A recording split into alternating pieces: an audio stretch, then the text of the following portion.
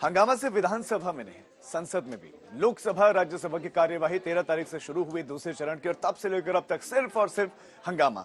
विपक्ष कह रहे हैं जेपीसी का गठन करो, सत्ता पक्ष कह रहे हैं राहुल गांधी ने विदेश में जाकर देश का अपमान किया, राहुल गांधी को माफी मांगनी चाहिए। बस ये मसला बना हुआ है, दोनों एक दूसरे को कोस रहे हैं और इस वजह से सदन की कार्यवाही चल नहीं पा रही है और सोमवार तक के लिए कार्यवाही को फिर से स्थगित करना पड़ा। तो सोमवार को जो स्थिति थी शुक्रवार तक भी वो बदली नहीं, कुछ भी नहीं बदला, चंद मिनटों में कार्यवाही स्थगित हो गई।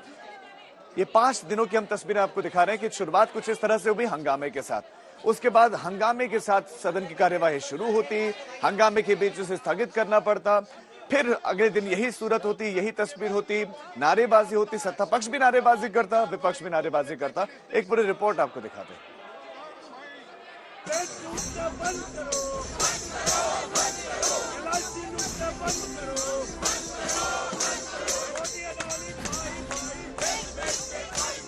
विपक्ष की मोर्चाबंदी जारी, अडानी मामले पर जेपीसी की मांग जारी।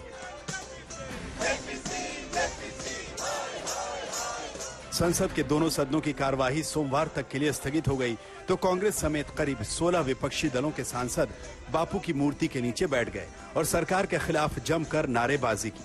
इस प्रदर्शन में सोनिया और राहुल गांधी भी नजर आए। गांधी प्रतिमा के सामने कुछ इस तरह से विपक्ष के तमाम सांसद विरोध कर रहे हैं। आप देखिए यहाँ पे तमाम विपक्ष के नेता मौजूद है और जेपीसी की मांग हो रही है। लोकसभा ले लीजिए या फिर राज्यसभा ले लीजिए, लगातार हाउस चल नहीं पा रहा और इसके मद्देनजर यहाँ पे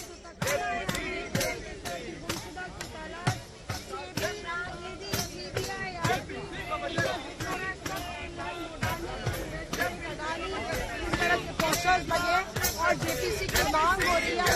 अंजाम यही निकलेगा कि देश की जनता समझेगी कि किस तरीके का पॉलिटिकल करप्शन हो रहा है, किस तरीके से केंद्र सरकार अडानी समूह को बचाने में लगी है, उनकी कोई कार्रवाई नहीं होने दे रही है। 241 सदन के बाहर विपक्षी मोर्चाबंदी से पहले संसद के दोनों सदनों में जबरदस्त बवाल हुआ। एक तरफ सत्ता पक्ष ने राहुल गांधी से माफी की मांग को लेकर नारेबाजी की तो दूसरी ओर कांग्रेस की तरफ से अडानी मुद्दे पर चर्चा की मांग हुई। इतना ही नहीं, कांग्रेस के सांसदों ने राहुल गांधी को बोलने दो के नारे लगाए।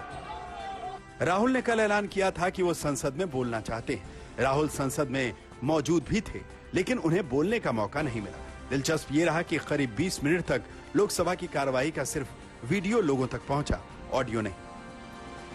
सत्तारूढ़ पक्ष की तरफ से निरंतर और लगातार नारेबाजी हो रही थी और अगर लोकसभा टेलीविजन का ऑडियो बंद था तो अध्यक्ष जी को इसको अपने संज्ञान में लेना चाहिए और ये पता करना चाहिए कि जब हाउस चल रहा है तो लोकसभा टीवी का ऑडियो क्यों बंद था। दूसरी ओर आज लगातार 5वें दिन राज्यसभा की भी कार्रवाई हंगामे की भेंट चढ़ी। दोनों सदनों को सोमवार 2 बजे तक के लिए स्थगित कर दिया गया। मौसमी सिंह और सुप्रिया भारद्वाज के साथ आज तक ब्यूरो।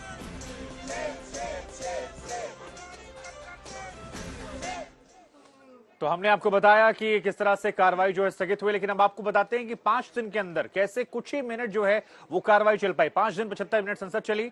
सोमवार को 29 मिनट, मंगलवार को 7 मिनट, बुधवार को केवल 15 मिनट, और ये हर दिन का ब्यौरा हम आपको बता रहे हैं, जहां पर 5 दिन में 75 मिनट केवल संसद चली है, जो अपने आप में बताने के लिए काफी है कि ये सदन, ये बार जो सत्र था वो कितना हंगामेदार रहा। इसी को लेकर एक रिपोर्ट आपको दिखाते, जरा देखिए, समझिए। 5 दिन और केवल 75 मिनट संसद।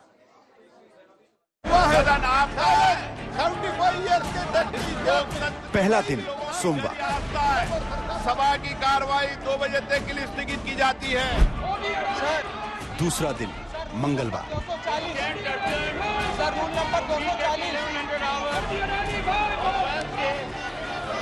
मार्च 2023 पेपर लाने की अनुमति है। तीसरा दिन बुधवार, सभा की कार्रवाई गुरुवार दिनांक 16 मार्च 2023 रात 11 बजे तक के लिए स्थगित की जाती है। मेरा आप सभी को निवेदन है कि आप चर्चा चाहते हो या नहीं चाहते हो।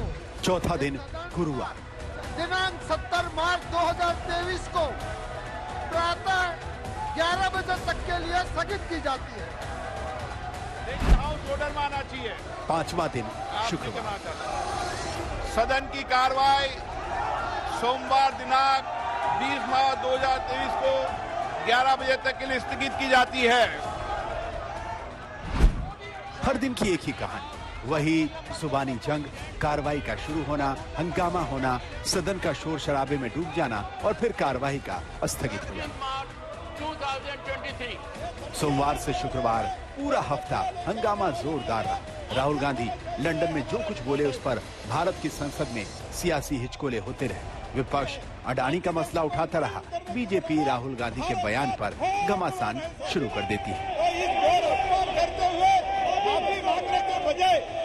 लेके आ रहे हैं, एक तथ्य लेके आने वाले के लिए एक्शन होना चाहिए, ये हमारा डिमांड है सर। हफ्ते भर से लोकसभा का हाल देखिए। 13 मार्च 11 बजे शुरू, 11:09 पर स्थगित। 2 बजे शुरू, 2:20 पर स्थगित। 14 मार्च 11 बजे शुरू, 11:04 पर स्थगित।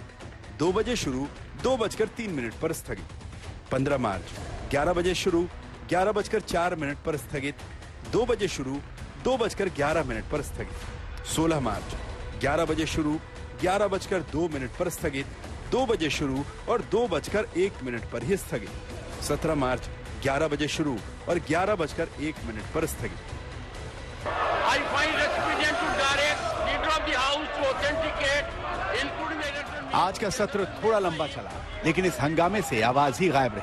21 मिनट बाद आवाज लौटी तो सोमवार तक के लिए सदन के स्थगन की घोषणा के साथ The House stands adjourned to meet at 1100 hours on Monday, 20th March 2023.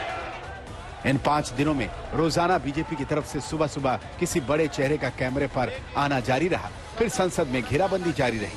आज तो बीजेपी अध्यक्ष जेपी नड्डा खुद मोर्चे पर उतर आए। मदद की मांग करना।